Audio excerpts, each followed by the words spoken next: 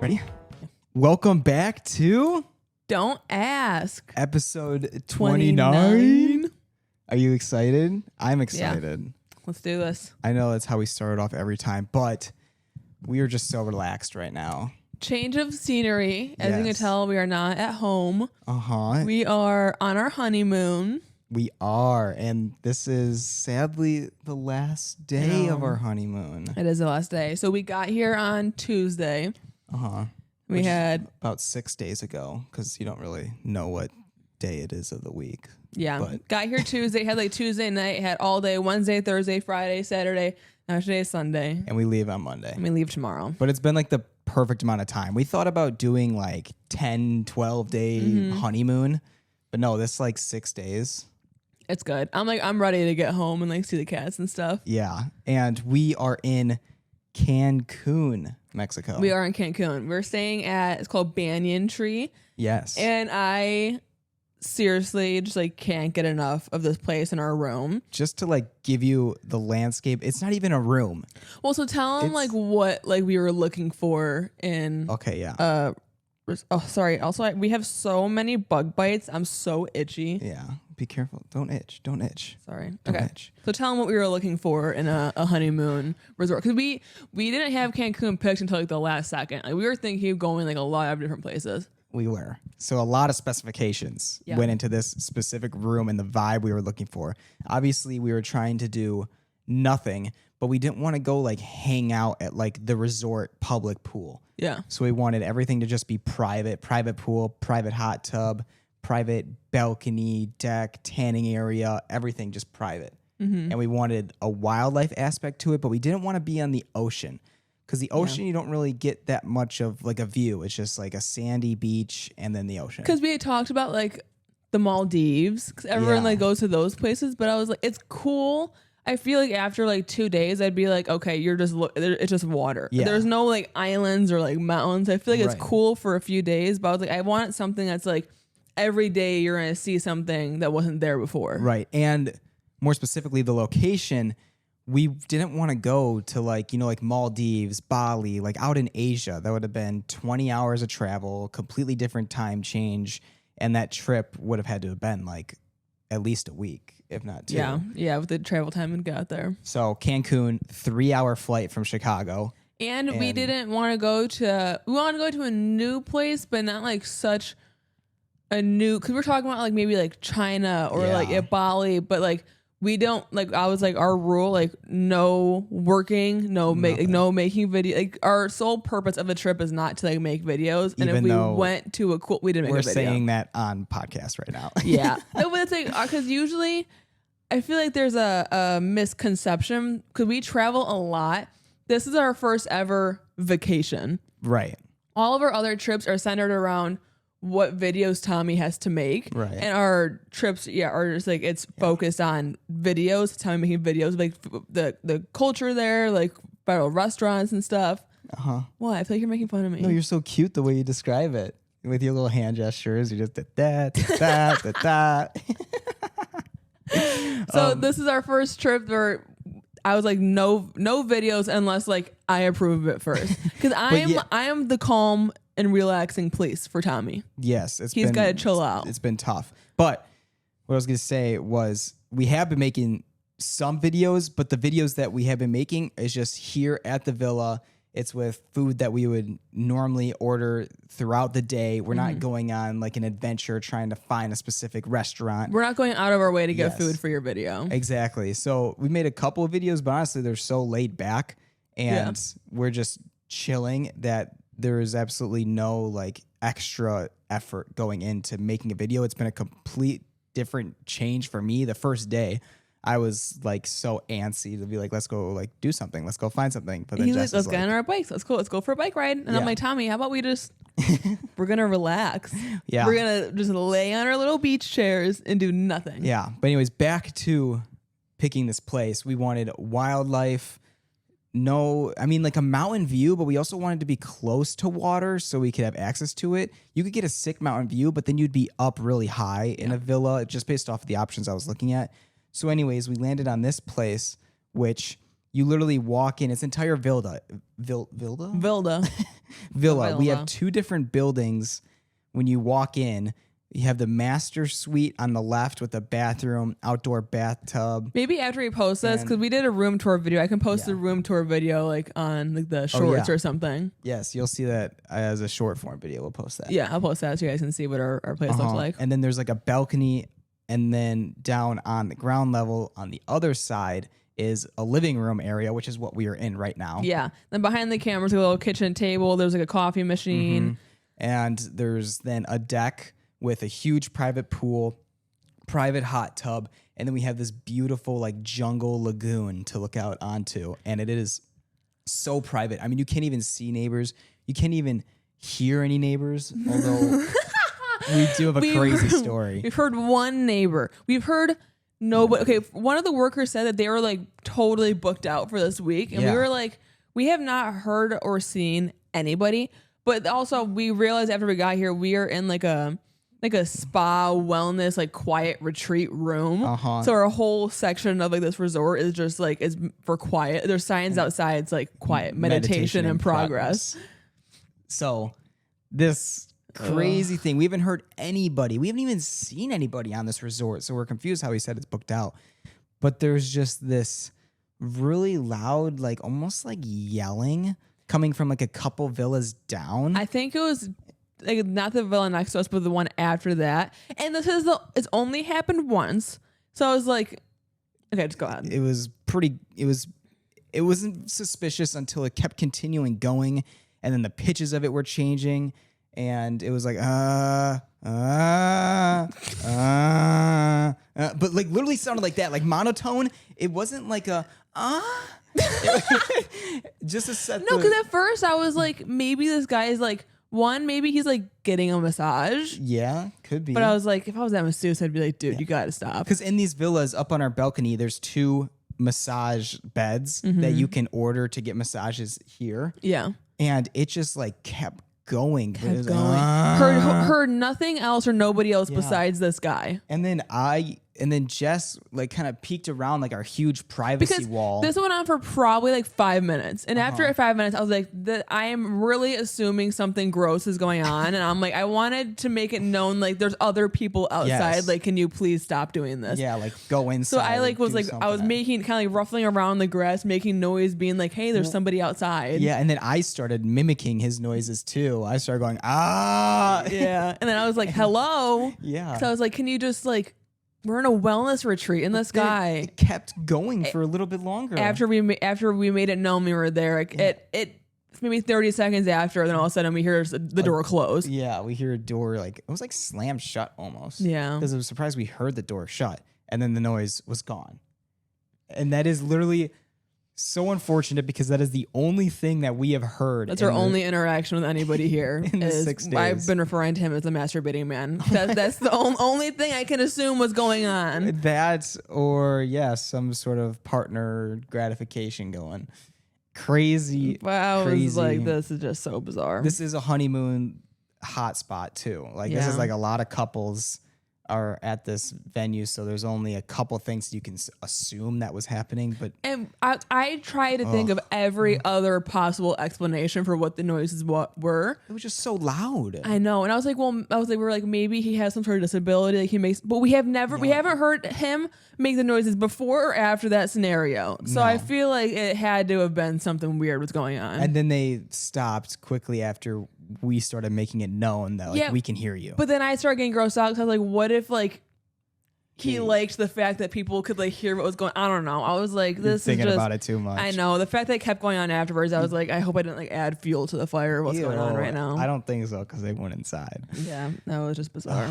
But anyways, also we have it's been a great trip though. Only one weird masturbating man. We have bikes outside of our villa at the front lawn, just 2 bikes for Jess and I to just roam the entire resort, which is huge, by the way. Yeah, they give bikes to every villa. There's 2 bikes. You've seen like little like mini kid bikes too. That'd be so cute for like families that are there. But back to the wildlife. So we'll post a video of what our villa looks like. But to explain it right now, we have the pool, the beach chairs, and then all throughout the part of Cancun that we're in is called Mayacoba. And all throughout there is like lagoons. So it's like there's like jungle trees right in front of our patio, and then there's a lagoon right there. But without even like leaving our like deck, we've seen raccoons. So many. They're called Kodai. They're like raccoon cousins that are like in Mexico, and they're so cute. They're adorable. They look like tiny fuzzy anteaters with the longest tails. Yeah. I mean, the tails are like twice the size of their body. Yeah, but we've seen like baby raccoons playing with baby Kodai, and I think that's the cutest thing I've ever seen. So many lizards. Huge lizards. Like iguanas, like big, like probably stretched 3 feet. Huge.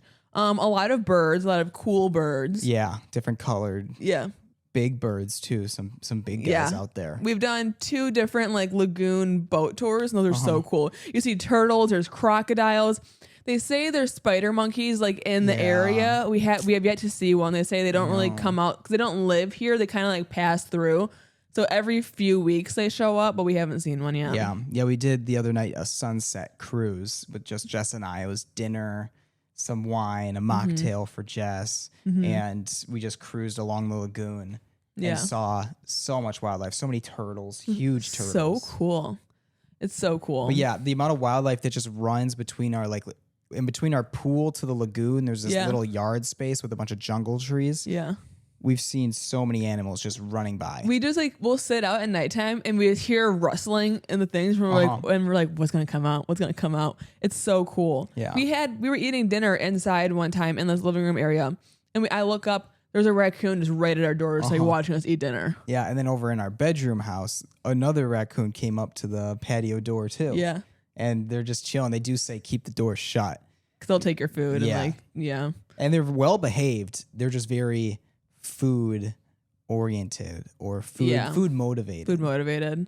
Yeah, they definitely are. But this place has hit right on the nose for what we were looking for. I mean, the wildlife, the privateness, the quietness, the space that we get. And it's like a 15-minute bike ride to like get to the beach. Yeah. We did that one day. We didn't get in the water because it was kind of it's kind of like murky. Yeah, it wasn't like super clear water, although some of this lagoon is super clear. It looks green, but it is like the most clear water I've ever seen because apparently they have underground rivers. Cenotes that make the water that clear. Yeah. Beautiful. I mean, you can see all the way to the bottom, but the ocean wasn't that intriguing. They also had like the barrier and like rocks set up, I think, to prevent from the crashing of waves. Yeah. But that's what I love about the ocean, going into the crashing of the waves. And we've done, like, we've stayed at places where we've had an ocean view. I wanted something that was like totally different. That's why we were looking at like Bali. Because I was like, I want like a jungle experience. Like, I want we've done mountains before. We've done beach. We've done like city life. I was like, I want to try like a whole different like scenery. I feel like this is like my favorite kind of place. So Jess planned the entire wedding. Yeah. But I planned the honeymoon. He did plan the honeymoon. I gave him like my requirements of kind of like nuts. What I was looking for, because I was trying to, at first I was like looking into places, but I was just getting really stressed out because I was like planning the wedding on top of looking. And Tommy was like, all right, Jess, like, I got this. Well, because Jess was looking on planning the honeymoon like 8 months ago. I'm like, girl, we have done so many trips together, and the furthest in advance we've booked a trip is like 3 months. So I'm like, just give it a second. Like, I'll take care of it. It was a little bit of like, we went back and forth on it because she was like, we got to get this booked, It's a part of, she had a whole wedding planner, like timeline being like, okay, we're at this timestamp. It says honeymoon. Yeah. I'm like, Bubs, Bubs is what I call. Yeah, that's my nickname. Jess. You don't need to look into this so early because we have booked so much travel before. Like, I got this. So Tommy took over the honeymoon planning. And found this beautiful. We've already talked about coming back. I was like, either like when we like have like a anniversary, like a 5-year anniversary, like come back. I want to stay in this exact room because we have just like the most perfect view. And you can see like boats going by, people on tours. Yeah. But it's so private. Like, you really can't see or hear anybody. Just so quiet. Or else like when we have kids and we're just like sick of them and want to just like be in the quiet, just come here and stay in like the quiet wellness retreat room again. You're so cute. But it's literally perfect. The most ideal spot. And I know that this is what I want to ask you about this.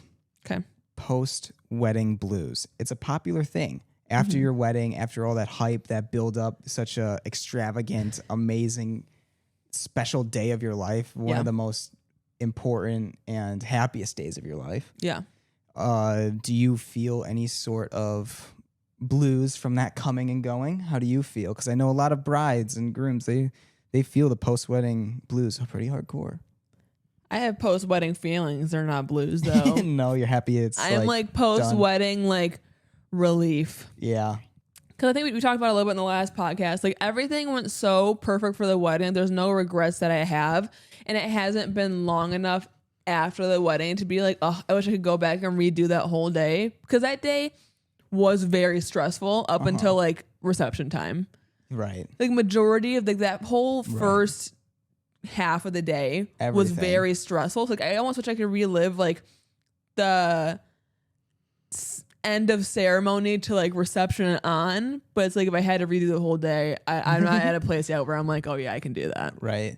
Yeah. I initially, which I can't remember, I probably talked about this in our last episode, the post wedding episode, but it was initially the first couple days after I did feel some post wedding blues. I'm like, that was just so awesome. Like the emotions were still like so there, and the emotions now, even when I go back and look at stuff, still get to me when I look at the content that we posted. Yeah. But what is different now is that feeling of like, wow, I'm not like disappointed or so sad that the event is done. Like it was just such an exciting moment of our life, and that experience came and went, but all the memories are so amazing. And so I don't want to go back and change any of those memories because they're so perfect. And I feel like the honeymoon has been really fun because we're still getting a lot of like content back from like our videographer, content creator, photographer. So I feel like once those things die out, I might feel those blues a little more. But like I'm still looking forward to wedding related things because like we're gonna get like our wedding video back eventually. We'll get our full wedding pictures back. Like there's still a lot more wedding things I'm looking forward to. So yeah, I'm not sure if you guys are updated at all on Jess or I's personal socials. We posted a lot. We posted our vows. We posted a little preview highlight reel today. Posted wedding cakes, obviously the food, and some pictures.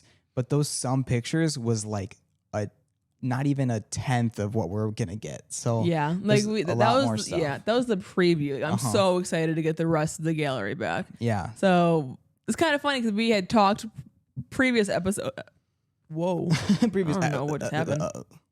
Previous episodes about like how many posts until it's annoying for a wedding. Yeah. I feel like we posted so many things and we have like just scratched the surface of the content we're going to get. So I kind of take back anything negative I said about brides and grooms. I post a lot about weddings. Right. I probably won't be posting these for like, our 1 year anniversary, like repost all of our wedding pictures. You know, I'll probably post them all when we get them. And then like, that's it. Yeah. And we have been getting some cool photos from this honeymoon, which by the time you see this, it's already posted. Yeah. So check those out because it is the little content that we have grasped from this trip. We've been doing a lot of room service. A lot of self-timer pics because we wanted just like some like cute memories from here. Yeah. It's been so nice. So yeah, every morning I've gotten, because you can get room service, but it's like a full like restaurant meal. Yeah. Like it's like the setup of it is so nice. We've done that so many times just because like we just wanted to do nothing. Yeah, and the food has been great too. It's not like, so I wanted to avoid an all-inclusive resort. I know that is the popular, most booked thing. Yeah. Like a honeymoon is all-inclusive resort for your honeymoon. I wanted to avoid that because I feel like I already overindulge on vacations and trips with like food and drinks and whatnot.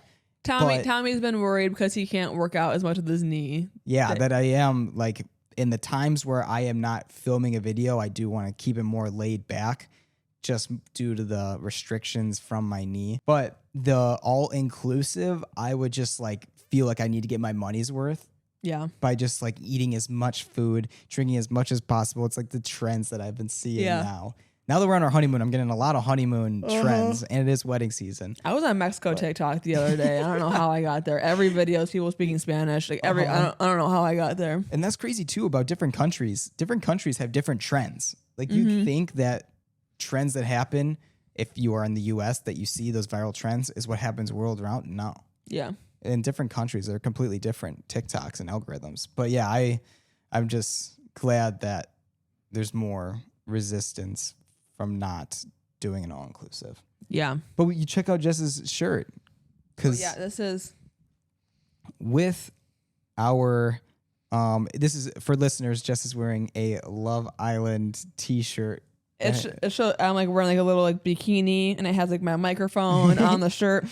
So let's do a little segue into it. We'll talk about some of the pop culture things that have been going on. Okay, yeah. We don't have a list or anything, but let me just do rapid fire. Okay, let's see. Taylor Swift released a new song. I Knew It, I Knew You. Cute song. It's a cute song. Love Island's been going on. We've been watching it every night at 8 p.m. when it hits. That's been a part of our room service nights for dinner. It hits 8 p.m. We make sure room service comes in, and then we set up the iPad, and we just chill. And all right, so let's talk about Love Island. Love Island is like slow start, but finally it's starting to get crazy. I mean, the character development is starting to grow. Yeah, so it's currently Sunday, so opinions could have changed on people by the time the episode comes out. The last episode, it left off on Melanie being like, give me 10. Give me 10. Give me 10. Give me 10. So, and I see people like when I go to a McDonald's drive-thru and they ask for how many pieces of McNugget do you want? Yeah. Give me 10. Give me 10. Oh my gosh. So before this past episode, I actually liked Melanie. Yeah, I thought she was fine. After that whole like the fire pit thing, I was like where she took Corbin like off as the first Corbin, talk. but then when Bea tried talking to her, I don't think she even said anything crazy. I wasn't really a fan of Bea this whole time. I think she handled that conversation well, and I don't think she said anything. Her confrontation skills are good. Like she's like the communication she uses is good. Yeah. I'm not a fan of her and like her personality. I'm sorry. Based off of what's been shown, I know so much of this is filmed and you only get an hour. So I'm curious like how much conversation happens, because all of a sudden it's like morning time and boom, you're at the night challenge. Yeah. I'm like, well, what just probably happened for 6 hours of the day right there? Yeah. So I really like Kenzie. It's sad that people are like tearing her apart online just because she seems like she has a lot of like anxious energy and she's like very smiley. People are really mean about it though. I think she's like cute and fun. People are really mean, but then I feel like there is like that fan group that is sticking out more for her. Yeah. Like I think has the most Instagram follower growth. She does. Like she is getting a lot of fans out of this, but with that comes a lot of hate. Yeah. So I think she's really cute. My favorite guy, I would say, is I like Casey. Casey, I was trying to think of his name. Seems like a chill guy. His facial expressions are hilarious. He seems the most normal. Charlie's brother. I do like Charlie's brother. Zach. Zach, yeah. I feel like he only got on because of Charlie. Charlie, yeah. I don't feel any kind of like I don't care about him. I don't care about him either. I mean, Kata's slowly growing on me. I didn't really like care for her, but then like people like all of her like fighting videos that are coming out, and apparently her being like a big bully. It's not a good thing. Hopefully she comes out of this as a new person, doesn't continue her mom's debunking it though online, really? Saying like the video of her hitting that girl was because that girl had called her a bad name. Well, anyways, everyone online is like defending Kata. Yeah. And also another reason why Melanie, she keeps purposely calling Kata the wrong name. And I'm like, you think it's on purpose? Yeah. Yeah. Yeah. 1,000%. And she doesn't, I don't know why she's taking out her anger on Kata, because like Kata's job is to go in there and be a bombshell and to make connections. Fight with the guy that you're with. Don't like take it out on the girl. There's been a lot of conspiracies about this season. Have you seen that they thought that they started Corbin? No. What? No. Oh. Well, let me finish what I'm doing. I want to hear that. They thought that they filmed a whole entire day and then went back and reset and be like, let's reintroduce everyone. Because it seemed like everyone kind of like knew each other coming in. And then it seemed like the vibes were just all much more calculated when everyone came in, or it seemed like much more scripted that first day. So it was like, did they film an entire day and then refilm? Because there was a girl who got kicked off before the show even started. Yeah. She was in the promos, but then never in the actual season. So people think they filmed a whole day before. I did hear that conspiracy. I don't know if I believe that, because it's very possible that she was just a bombshell or like a Casa girl, just like in one of the hotel rooms waiting, you know? Really? Yeah. Because they have a whole group of people there. Some people didn't even make it on the actual show. She was in the promo. She was in the original set of list of people. Oh, maybe then. I don't know. That's what's confusing, is she was a part of like the cast coming into the season.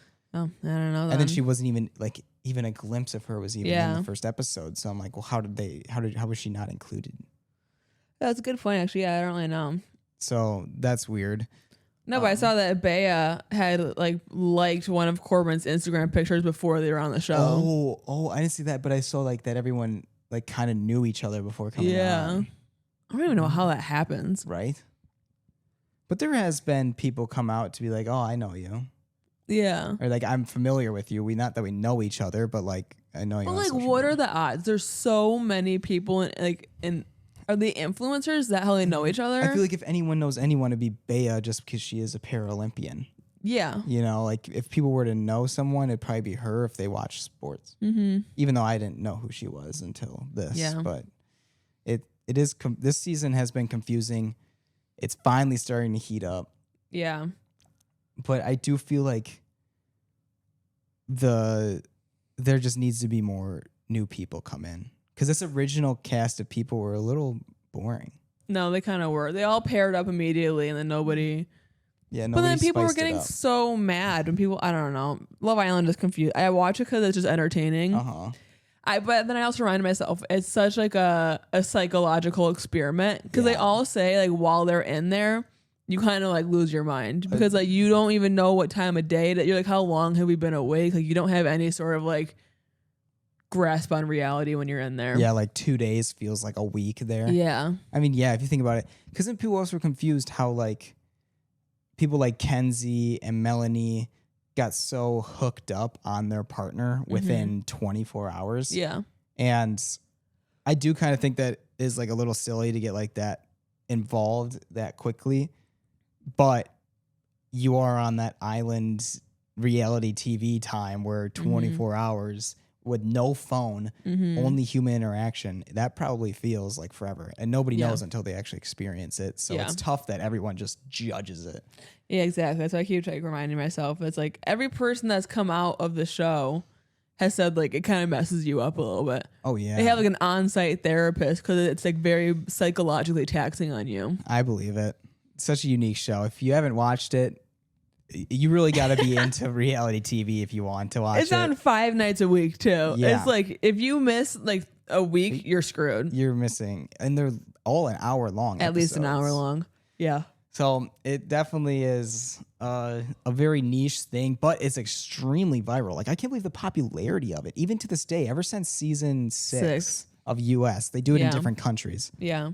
But in this, we're watching the US one, by the way. Yeah. If you don't know. Yeah. The US Love Island. And it's crazy that you'll see edits with like 1 million likes already this season.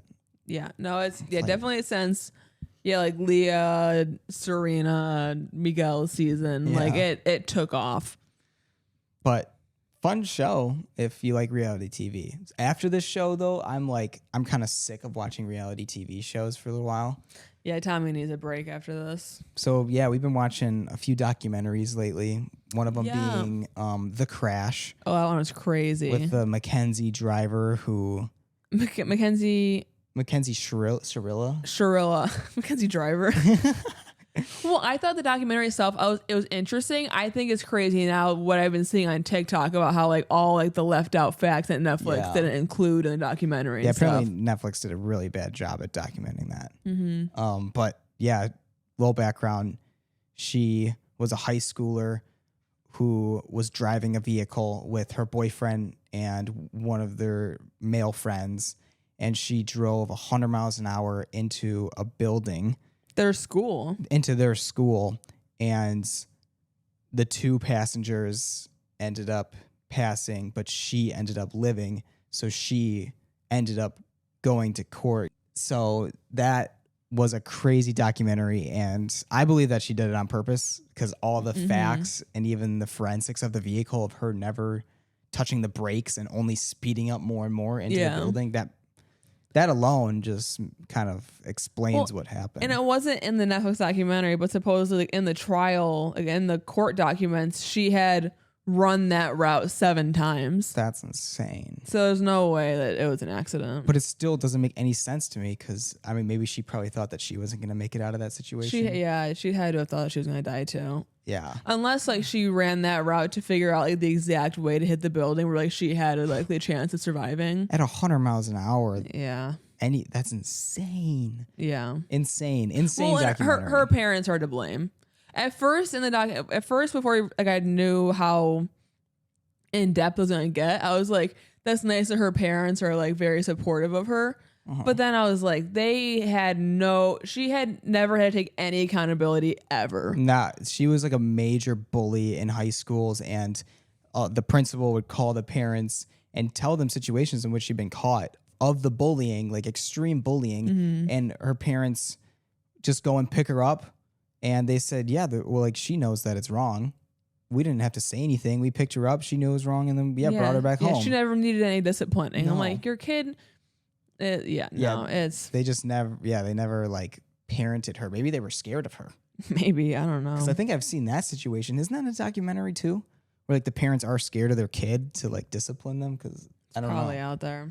Yeah. I mean, so the parents definitely do not help in this situation to make her seem like not guilty of what she'd done. So we watched that. Then we have to finish The Perfect Neighbor. Oh yeah, we were in the middle of that one. That one was really sad too. Another good documentary. We're gonna watch the cruise one. This one's been out a while. Amy Bradley. Yeah, something that happened to her on a cruise.